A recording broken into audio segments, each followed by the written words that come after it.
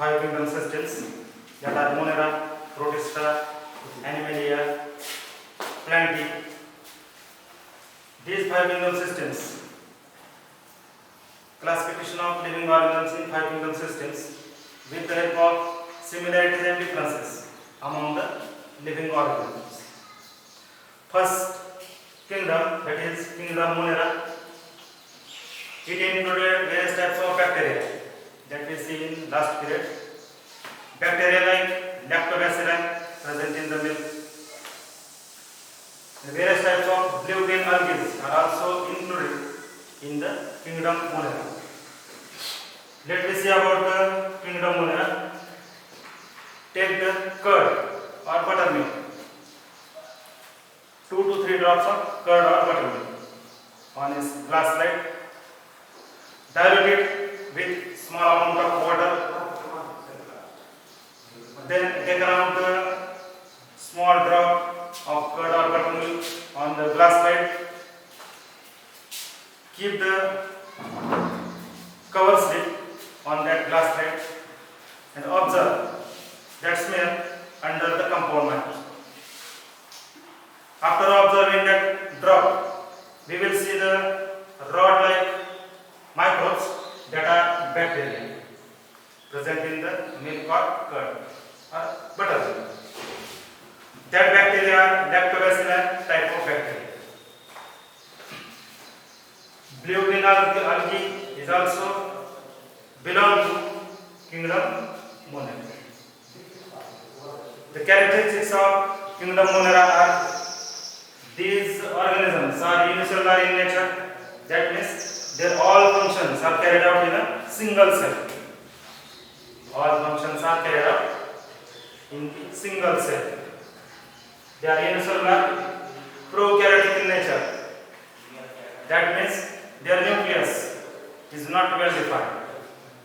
The genetic material is directly mixed with the cytoplasm. They are ectotrophic and or heterotrophic in nature. These organisms may be ectotrophic or heterotrophic in nature. Ectotrophic means they make their own food with the help of chloroplast. They doesn't depend on another organism for their food, but they make their own food. That means they are ectotrophic in nature. स्वयंपोषी आहेत सजीव जे स्वतःच अन्न स्वतः निर्माण करू शकतात. For example, blue green algae. These are ectotrophic in nature. Heterotrophic means the bacteria which are heterotrophic in nature. They depend on another organisms for their food. They can't make their food. That's why they are heterotrophic in nature. This is our characteristics of kingdom Monera. Next kingdom, that is kingdom Protista. Kingdom Protista, it included various types of microbes like amoeba, paramecium, euglena, polyps. These are the organisms or microbes belongs to Protista. This kingdom include also unicellular organisms. याच्यामध्ये सुद्धा एक पेशीय सजीवच असतात. आता याचं निरीक्षण करण्यासाठी आपल्याला डबक्यातील पाणी जर आपण घेतलं थोडंसं तर त्या डबक्यातील पाण्यामध्ये अमिबा, पॅरामेशियम यासारखे सजीव आढळून येतात. We have to take the small amount of pond water, 2 to 3 drops of that pond water, place on the glass slide, cover it with cover slip and observe under the compound microscope. Then we will see the irregular shape of microbes that are amoeba. जर आपण डबक्यातील पाणी घेतलं त्याचा एक थेंब compound microscope मध्ये त्याचं निरीक्षण केलं तर त्यावेळी आपल्याला असं आढळून येईल की अनियमित आकाराचे सजीव इकडे तिकडे हालचाल करताना दिसते. हे अनियमित आकाराचे सजीव ज्यांचा आकार निश्चित नाही ते सजीव आहेत अमिबा. ज्यांचा आकार अनिश्चित असतो ते आकार बदलू शकतात कारण त्यांना एक विशिष्ट अवयव निर्माण होतात ते म्हणजे सिलोपोडिया, छद्मपाद. ते सिलोपोडिक पोडियाचा आकार सतत बदलत राहतो. त्यांचं बाह्य आवरण किंवा पेशी आवरण जे असते ते सतत बदलत राहते. त्या सिडोपोडियाचा वापर ते लोकोमोशनसाठी किंवा स्थानांतरणासाठी करू शकतात. तर amoeba, paramecium, euglena, Volvox, these are the various types of microbes belong to kingdom Protista. Characteristics. आता याचे आपण गुणधर्म किंवा वैशिष्ट्ये पाहूयात. या सृष्टीतील जे सजीव आहेत त्यांची वैशिष्ट्ये. These organisms are also unicellular. हे सुद्धा एकपेशीय आहेत, जसे की मोनरा. या सृष्टीमधील जे सजीव आहेत एकपेशीय. त्याचप्रमाणे प्रोटिस्टा या सृष्टीमधील सजीव सुद्धा युनिसेल्युलर आहेत किंवा एकपेशीय आहेत. They are prokaryotic in nature. That means their nucleus is not well defined. त्यांचे सुद्धा nucleus well defined नसते. They have various types of locomotory organs like pseudopodia, hair like cilia, and whip like flagella. यांच्यामध्ये जे स्थानांतरणासाठी अवयव आहेत ते अवयव वेगवेगळ्या प्रकारचे आहेत. जसं की सिडोपोडिया छद्मपाद अमिबामध्ये आढळतात, ज्याच्या सहाय्याने तो हालचाल करू शकतोय आणि तो आकार बदलू शकतो. सिडोपोडियाचे अमिबाच्या बाबतीत सिडोपोडियाचे आकार बदलू शकतो. हेअर लाईक सिलिया पॅरामेशियम मध्ये हे हेअर लाईक सिलिया आढळतात. केसासारखे असणारे रोमक, त्या रोमकांच्या सहाय्याने पॅरामेशियम हालचाल करू शकतो. हेअर लाईक सिलिया आणि व्हीप लाईक फ्लॅजेला इथे डायग्राम मध्ये दिसतंय. व्हीप लाईक फ्लॅजेला चाबकासारखा आकार असणारा, बैलगाडीला जो आपण चाबूक वापरतो त्याच्यासारखा आकार असणारा whip like flagella. It is also locomotive organ that is useful for the protista for their locomotion.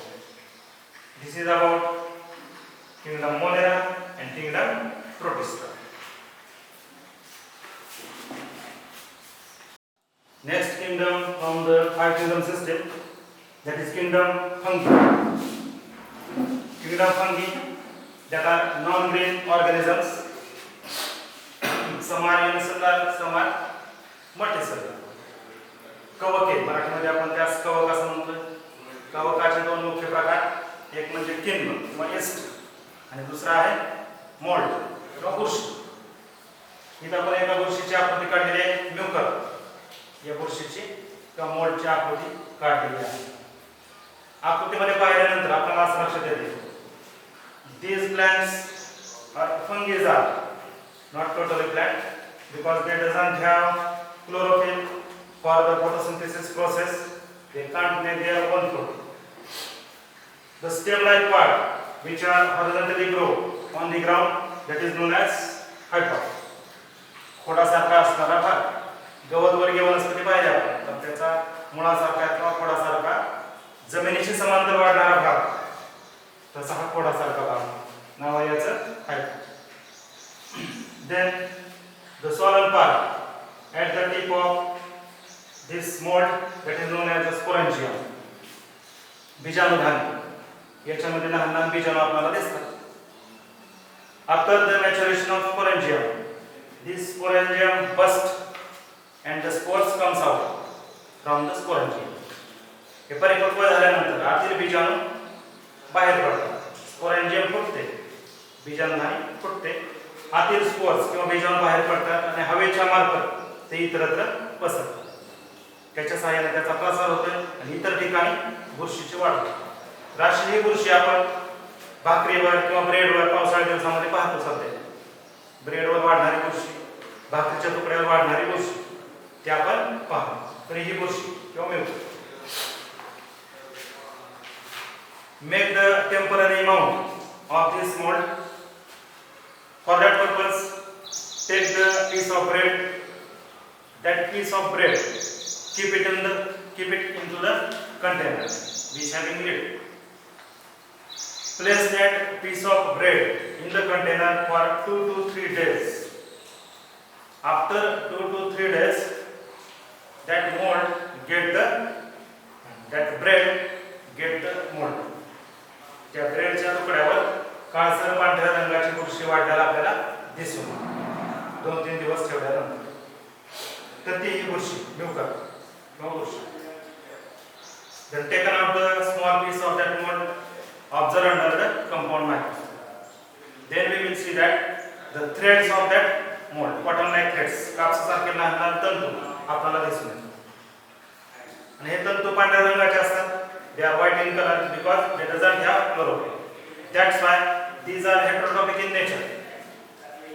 They depend on other organisms for their food because they are heterotrophic in nature. It does not have chlorophyll for the photosynthesis process. Then characteristics of these organisms or fungi. मग सांगितल्याप्रमाणे याचे दोन प्रकार आहेत, yeast and mould. किण्व आणि बुरशी. किण्वाचा वापर आपण ब्रेडच्या निर्मितीमध्ये, केकच्या निर्मितीमध्ये आपण करू शकतो किंवा घरातील विविध पदार्थ यीस्टचा वापर करून आपण तयार करतो. मोल्ड मात्र औषधामध्ये वापरू शकतात, काही औषधं निर्माण करण्यासाठी. उदाहरणार्थ पेनिसिलियम ही बुरशी आहे, त्याचा वापर पेनिसिलिन इंजेक्शन तयार करण्यासाठी किंवा अँटीबायोटिक तयार करण्यासाठी केला जातो. तर अशा बऱ्याचशा बुरशीचा वापर अँटीबायोटिक्स निर्मितीसाठी केला जाऊ शकतो किंवा इतर औद्योगिक कारणासाठी बुरशीचा वापर सुद्धा केला जाऊ शकतो. आणि यीस्टचा वापर अन्न पदार्थांमध्ये अल्कोहोलच्या निर्मितीसाठी यीस्टचा वापर केला जातो. याचे गुणधर्म किंवा वैशिष्ट्य. These organisms are eukaryotic in nature. That means their nucleus is well defined. त्यांचे केंद्रक सुस्पष्ट दिसते. सूक्ष्मदर्शक खाली केंद्रक पाहिले तर केंद्रकावरून त्यास दिसून येते, म्हणजेच केंद्रक सुस्पष्ट दिसते. They have a well defined nucleus and the genetic material enclosed in the nuclear membrane. They are heterotrophic in nature because they are non-green organisms. They does not have chlorophyll for the photosynthesis process. That means they are heterotrophic in nature. ते आहेत परोपजीवी, दुसऱ्यावर अन्नासाठी अवलंबून असणारे सजीव, heterotrophic in nature. Then cell wall is made up of tough and complex sugar that is known as chitin.